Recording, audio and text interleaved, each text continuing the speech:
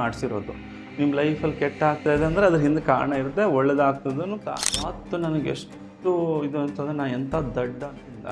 ನಮ್ಮ ತಂಗಿಗೆ ಏನು ಬೇಕಾದ್ರೂ ಆಗೋಯ್ತು ಅಂತ ನನಗೆ ಒಳಗೆ ಗಿಲ್ಟ್ ಕಾಡ್ತದೆ, ಭಯ ಭಯ ಭಯ ಭಯ. ಅವತ್ತು ನನಗೇನು ಅದು ಆ ಥರ ಹಿಂಗೆ ಅಂದರೆ ಮೋಸ ಮಾಡಿರಲ್ಲ, ಈಗ ನಾನು ಪಾಪ ಅಜ್ಜಿ ಬಿಡು ಅಂತ ಹೇಳಿ ಇದು ಮಾಡಿದ್ರೆ ಅದೊಂದು ಮೋಸ ಆಯ್ತಲ್ಲ. ಅದು ಅರ್ಥ ಮಾಡ್ಕೊಳ್ಳಿ ಈಶ್ವರ್, ದೇವರು ಅವ್ರ ಕರ್ಮಕ್ಕೆ ಅನುಸಾರವಾಗಿ ಅವ್ರಿಗೆ ಏನು ಕೊಡಬೇಕು ಅನ್ನೋದನ್ನ ಎಲ್ಲ ಪ್ಲ್ಯಾನ್ ಮಾಡಿಕೊಟ್ಟಿರ್ತಾರೆ. ಈಗ ಅವನು ಕಷ್ಟ ಅನುಭವಿಸ್ಬೇಕು ಅಂತ ಹೇಳಿ ಪ್ಲ್ಯಾನ್ ಮಾಡಿ ಆ ಕಷ್ಟ ಕೊಟ್ಟಿರ್ತಾನೆ. ನೀವು ಹೋಗಿ ಆ ಹೆಲ್ಪ್ ಮಾಡಿ ಆ ಕರ್ಮನ ನೀವು ಪಡ್ಕೊಂಡ್ಬಿಡ್ತೀರ. ಜನ ಹಾಗೆ ಹೀಗೆ ಹೀಗೆ ಅಂತ ನಾಳೆ ಅದೇ ಥರ ನೀವು ಆಗ್ತೀರ.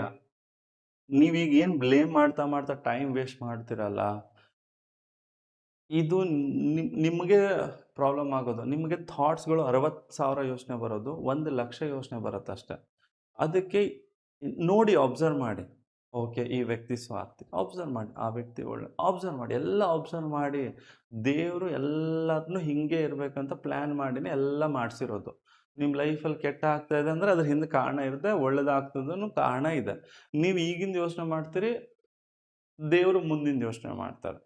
ಈಗ ನೋಡಿ, ಈಗ ನಾನು ಮೊದಲು ಈ ಯಾರಾದರೂ ಹಿಂಗೆ ಬಡವರು ಕಷ್ಟದಲ್ಲಿದ್ದಾರೆ ಅಂತಂದಾಗ ಏನೋ ಅವರು ಇದ್ದರೆ ನಾನೇನೋ ದುಡ್ಡಿಂದು ನಾನು ಮೊದಲು ಹೆಲ್ಪ್ ಮಾಡ್ತೀನಿ. ಅವಾಗ ನಾನು ಇಂಜಿನಿಯರಿಂಗಲ್ಲಿ ಇದ್ದಿದ್ದು, ನಾನು ದುಡ್ಡು ಕೊಟ್ಬಿಡ್ತಿದ್ದೆ. ನನಗೆ ಅಕಸ್ಮಾತ್ ನಾನು ಟ್ರೈನಲ್ಲಿ ಹೋದಾಗ ಅಥವಾ ಏನೋ ಹಿಂಗೆ ಹೋದಾಗ ಯಾರೋ ಕಷ್ಟದಲ್ಲಿ ಬಂದಾಗ ದುಡ್ಡು ಕೊಡೋಲ್ಲ, ಹಿಂಗೆ ತಿರ್ಸ್ಕೊಂಡ್ಬಿಟ್ಟವ್ರು, ಮುಖ ತಿರ್ಸ್ಕೊತಿದ್ರು ಎಲ್ಲ. ಅಲ್ಲ, ಇವರೇನು ಇಷ್ಟು ಸ್ವಾರ್ಥಿಗಳಿದ್ದಾರೆ, ದುಡ್ಡು ಕೊಡೋಲ್ಲ, ಪಾಪ ಏನೋ ಕಷ್ಟದಲ್ಲಿದ್ದಾರೆ ಅಂಥೇಳಿ. ನಾನು ಅವಾಗ ಹೆಲ್ಪ್ ಮಾಡ್ತಿದ್ದೆ. ಒಂದು ಸತಿ ಏನಾಯಿತು, ಇಂಜಿನಿಯರಿಂಗಲ್ಲಿ ನಮ್ಮ ಅಣ್ಣ ನಮ್ಮ ತಂಗಿ ಹಾಗೆ ನನ್ನ ಭೇಟಿ ಆಗಿ ಬಂದಿದ್ದರು.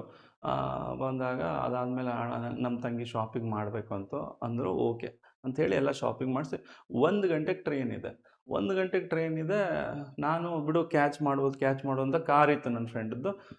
ಕ್ಯಾಚ್ ಮಾಡೋದು ಅಂತ ಎಲ್ಲ ಶಾಪಿಂಗ್ ಎಲ್ಲ ಮಾಡಿ ನಮ್ಮ ಅಣ್ಣ ಹೋಗಿದ್ದ. ನಾನು ಮುಂದೆ ಹೋಗ್ತೀನಿ, ನೀನು ಕರ್ಕೊಂಬ ಅಂತ. ನಮ್ಗೆ ಗೊತ್ತಾಯಿತು ನಮಗೆ ಮೆಜೆಸ್ಟಿಕಲ್ಲಿ ಸಿಗಲ್ಲ ಅಂತ. ಯಶವಂತಪುರದಲ್ಲಿ ನಾವು ಪಿಕಪ್ ಅಲ್ಲಿ ನಮ್ಮ ಅಣ್ಣನ ಜೊತೆ ಕಳಿಸ್ಕೊಡೋಣ ಅಂತೇಳಿ ನಮ್ಮ ಅಣ್ಣ ಹತ್ತಿಬಿಟ್ಟಿದ್ದಾನೆ. ಅಲ್ಲಿ ಕರೆಕ್ಟು ಹೋಗಬೇಕು. ಹೋಗ್ತಾ ಇದೀವಿ, ಟ್ರೈನ್ ಹಿಂಗೆ ಹೋಗ್ತಿದ್ದೆ. ಅವಾಗ ನಮ್ಮ ತಂಗಿನ ಓಡಿಸ್ಕೊಂಡು ಹಿಂಗೆ ಕರ್ಕೊಂಡು ಹೋಗ್ತಿದ್ವಿ. ತಗೋ ಹಿಡಿ ಅಂತ ನಮ್ಮ ಅಣ್ಣಗೆ ಕೊಡ್ತಾ ಇದ್ದೀನಿ. ನಮ್ಮ ತಂಗಿ ಆಗಲ್ಲ ಅಂದಿದ್ದಕ್ಕೆ ನಮ್ಮ ಅಣ್ಣ ಕೈ ಬಿಟ್ಬಿಟ್ಟ.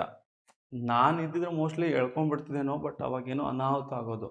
ಆವತ್ತು ನನಗೆಷ್ಟು ಇದು ಅಂತಂದರೆ, ನಾನು ಎಂಥ ದಡ್ಡ ನಾನು. ಹೀಗೆ ಅಂದರೆ ನಾ ಮಾಡಿರೋ ಮಿಸ್ಟೇಕಿಂದ ನಮ್ಮ ತಂಗಿಗೆ ಏನು ಬೇಕಾದ್ರೂ ಆಗೋಯ್ತು ಅಂತ ನನಗೆ ಒಳಗೆ ಗಿಲ್ಟ್ ಕಾಡ್ತಿದೆ, ಭಯ ಭಯ ಭಯ ಭಯ ಅಂತ. ನಾನು ಅದಾದಮೇಲೆ ಹೊರಗೆ ಬಂದೆ. ನಾನು ನಮ್ಮ ತಂಗಿನ ಕರ್ಕೊಂಡು ಹೋಗ್ತಾ ಇದ್ದೆ. ನಾನು ಮತ್ತು ಅವತ್ತೇ ನೈಟು ಬಿಡೋಕ್ಕೆ ಹೋದೆ.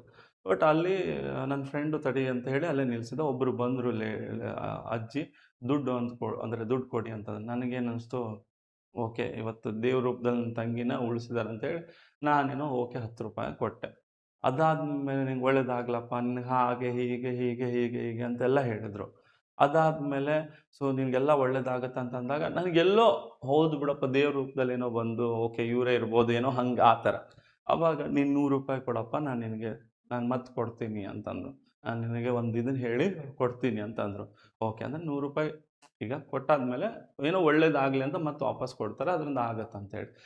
ಅದು ಇದು ನಿನ್ನಲ್ಲಿರೋ ಎಲ್ಲ ಶನಿ ದುಡ್ಡಿಂದ ಹೋಗಲಿ, ನಿನ್ನ ಎಲ್ಲ ದರಿದ್ರ ದುಡ್ಡಿಂದ ಹೋಗಲಿ, ಎಲ್ಲ ಇದರ ದುಡ್ಡಿಂದ ಹೋಗಲಿ ಅಂತಂದು. ಈಗ ಒಂದೊಂದು ಹೋಗಲಿ ಅಂತಂದಾಗ ಮತ್ತು ಆ ದುಡ್ಡು ನಾನು ಮತ್ತೆ ತೊಗೊಳಕ್ಕೆ ಹೋಗಲ್ಲ. ಅದಾದಮೇಲೆ ಹ್ಞೂ ಸಾಕು ಅಂತ ಹೋಗ್ತಿದ್ದ. ನಮ್ಮ ತಂಗಿ ಅಣ್ಣ ಹಿಡಿ ಅಂತ ನಮ್ಮ ತಂಗಿ ಇದು ಮಾಡ್ತಿದ್ದಾಳೆ. ಅಂದರೆ ಚಿಕ್ಕವರಲ್ಲ ಅವಾಗ. ಆಮೇಲೆ ನಾನೀಗೇನು ಮಾಡೋದು? ಅವ್ರನ್ನ ಹಿಡಿಬೇಕಾ, ಹೋಗಿ ದುಡ್ಡು ತೊಗೋಬೇಕಾ, ಏನಿಲ್ಲ. ನಾನೀಗ ಹೋಯ್ತು ಬಿಡು, ಎಲ್ಲ ಶನಿ ಹೋಯ್ತು ಹಂಗೆ ಅಂತ ನಾನು ಬಿಟ್ಬಿಟ್ಟೆ.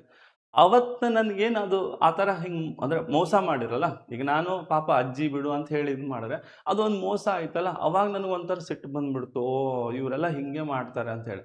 ಆದರೂ ನಾನು ಬಿಟ್ಟಿಲ್ಲ, ಬಟ್ ನಾನು ಕೊಡ್ತಾ ಹೋದೆ. ಕೊಡ್ತಾ ಇದ್ದೆ. ಒಂದು ಸತಿ ನಮಗೆ ಒಬ್ಬರು ಮೆಡಿಟೇಷನ್ ಗುರು ಅವ್ರು ಹೇಳಿದ್ದು, ಸರ್ ಕೆಲವರು ತುಂಬ ಕಷ್ಟದಲ್ಲಿರ್ತಾರೆ. ಅಂದರೆ ಧಾರವಾಡ ಬಂದಮೇಲೆ ನಾನು ಮೆಡಿಟೇಷನ್ ಗುರುಗೆ ಹೇಳಿದ್ದು, ಇಲ್ಲಿ ಹುಡುಗರು ತುಂಬ ಬಡತನದಲ್ಲಿರ್ತಾರೆ, ತುಂಬ ಕಷ್ಟದಲ್ಲಿರ್ತಾರೆ. ಅವ್ರಿಗೆ ನಾವೇನಾದರೂ ಸಹಾಯ ಮಾಡಬೇಕು ಸರ್, ನನ್ನಿಂದ ಎಷ್ಟಾಗುತ್ತೆ ನಾನು ಮಾಡ್ತೀನಿ, ನೀವು ಡಾಕ್ಟ್ರ್ ಇದ್ದೀರಾ, ನೀವು ಮಾಡಿರಿ, ಹಿಂಗೆ ಮಾಡಿ ನಮ್ಮ ಹುಡುಗರಿಗೆ ಹೆಲ್ಪ್ ಮಾಡೋಣ ಅಂತ.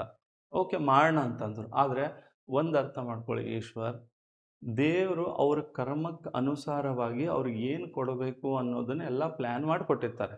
ಈಗ ಅವನು ಕಷ್ಟ ಅನುಭವಿಸ್ಬೇಕು ಅಂತ ಹೇಳಿ ಪ್ಲ್ಯಾನ್ ಮಾಡಿ ಆ ಕಷ್ಟ ಕೊಟ್ಟಿರ್ತಾನೆ. ನೀವು ಹೋಗಿ ಆ ಹೆಲ್ಪ್ ಮಾಡಿ, ಆ ಕರ್ಮನ ನೀವು ಪಡ್ಕೊಂಡ್ಬಿಡ್ತೀರ. ಅವನಿಗೆ ನೋವು ಆಗಬೇಕು, ಅವನಿಗೆ ತ್ರಾಸ ಆಗಬೇಕು, ಇವತ್ತು ಅವನು ಅನುಭವಿಸ್ಬೇಕು. ಇವತ್ತಿನ ಇನ್ಸಿಡೆಂಟ್ ಇವತ್ತು ಹಸ್ಕೊಂಡಿದ್ದ, ಇವತ್ತು ನೋವಿಂದಿದ್ದ, ಮುಂದೆ ಆ ಒಳಗೆ ಅವ್ನಿಗೆ ಏನೋ ಒಂದು ಆಗಿ ಅವ್ನು ಬದಲಾವಣೆ ಆಗಬೇಕು ಅಂತ ದೇವ್ರು ಪ್ಲ್ಯಾನ್ ಮಾಡಿರ್ತಾರೆ. ನೀವು ಹೋಗಿ ಅವ್ನಿಗೆ ಹೆಲ್ಪ್ ಮಾಡಿಬಿಡ್ತೀರ, ಆ ಕರ್ಮ ನಿಮಗೆ ಬಂದ್ಬಿಡುತ್ತಂತ. ಅವತ್ತು ನನಗೆ ಅರ್ಥ ಆಯಿತು, ಓಹೋಹೋಹೋ! ಹಾಗಾದ್ರೆ ಅವ್ರವ್ರ ಕರ್ಮಕ್ಕೆ ಅವ್ರಿಗವ್ರಿಗೆ ಏನು ಆಗ್ಬೇಕು ಅದು ಆಗ್ತಾ ಇರುತ್ತೆ.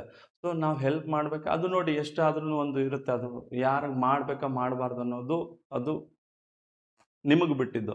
ಬಟ್ ಆ ಒಂದು ಮಾತು ಆ್ಯಕ್ಚುಲಿ ನಿಜ. ಅವನು ದೇವ್ರು ಆಟ ಆಡಿಸ್ತಿರ್ತಾನೆ ಅವನ ಲೈಫಲ್ಲಿ, ನಾವು ಹೋಗ್ಬಿಡ್ತೀವಿ, ನಾವೇನೋ ಮಾಡಿ ಒಳ್ಳೇದು ಮಾಡಿ ಹೋಗ್ತೀವಿ. ಆ ಕರ್ಮ ನಮ್ಗೆ ಅಟ್ಕಾಯಿಸ್ಕೊಂಡ್ಬಿಡುತ್ತೆ. ಈಗ ನನಗೂ ಹಂಗಾಗಿದೆ. ನನ್ನ ಫ್ರೆಂಡು ಬಂದು ಕಷ್ಟ ಅಂತ ಹೇಳಿ ಹಂಗೆ ಹಿಂಗೆ ನಮ್ಮ ಮನೇಲಿ ಇದ್ದಿದ್ದೆ, ನಾನು ಸೂಸೈಡ್ ಮಾಡಕ್ಕೆ ಹೋಗ್ತೀನಿ ಹಂಗೆ ಹಿಂಗೆ ಅಂತ ಹೇಳಿ ನಾನು ನನ್ನ ಫ್ರೆಂಡ್ ಕಡೆಯಿಂದ ಕೊಡಿಸಿದೆ.